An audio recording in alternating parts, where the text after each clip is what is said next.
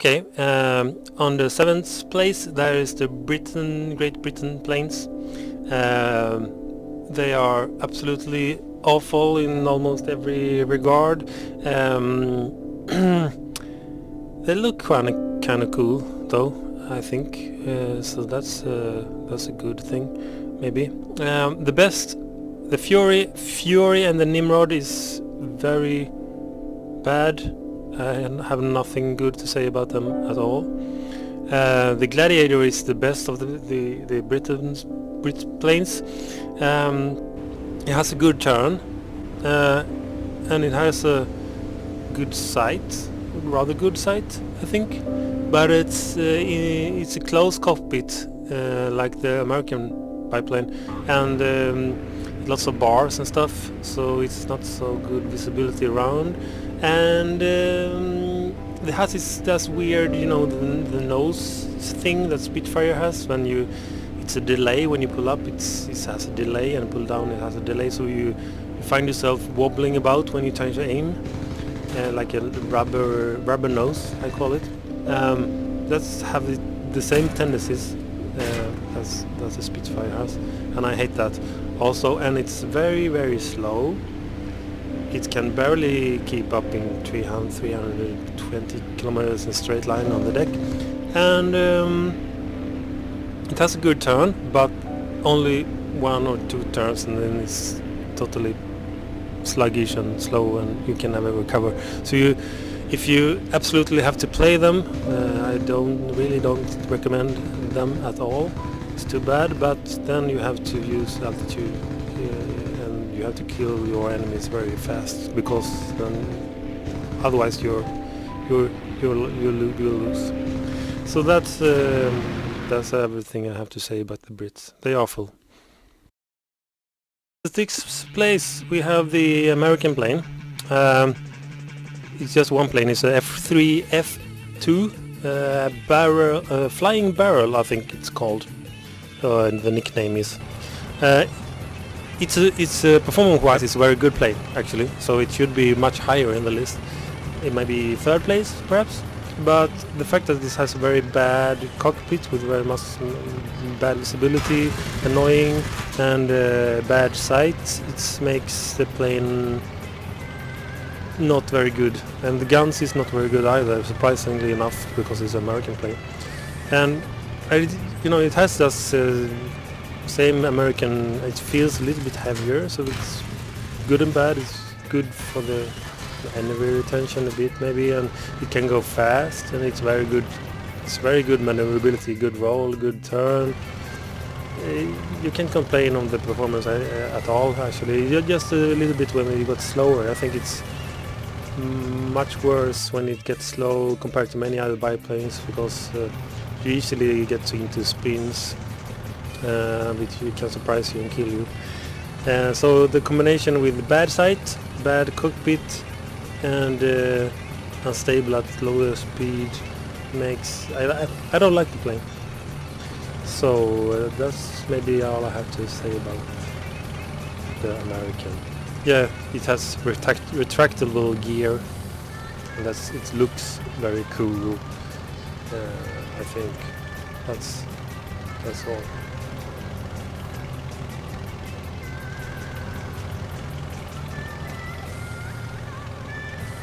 Place number 5 we have the Germans, the HE51. The later variant is not faster. I think it says on the stud cards, but it's wrong. And it has a very good turn and decent firepower. It's very slow though, and quite weak. So it feels very nice. It's a good dogfighter, and when you have altitude to work with, you can make it work a little bit. But it struggles. I think maybe it's too weak engine or something. But it's very difficult for it to build up speed. Even in a dive, you struggle to get up to 400, which other planes like the Chaika or the Japanese planes or the American planes can do easily. So, and it can spins at lower speeds also, and it's fragile. You easily break your wings when you go a little bit faster. So I like the German actually. It feels nice to fly, but it's fragile and it's very slow. So on 5th place, German. On place number 4 we have the French. They are very good planes. Maybe they should be higher on the list, but they're not. And people may argue they wouldn't be in the list at all. Shouldn't be, because they are not more biplanes.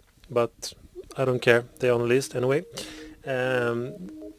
They are great in the vertical. They have the good speed and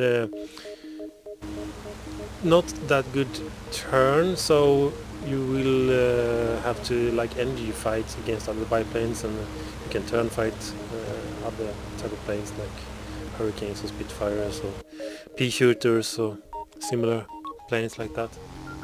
They feel very light, and they have the greatest cockpits, the greatest sights maybe in the whole game. So I really like the French planes, but the reason I put them here, I think, is because one-on-one with the same altitude and the same energy, they have a bit problem facing other nations. I put above this one. So, but they were special. They have the cannons, which no other plane has, and did you notice the D373 looked like an insect?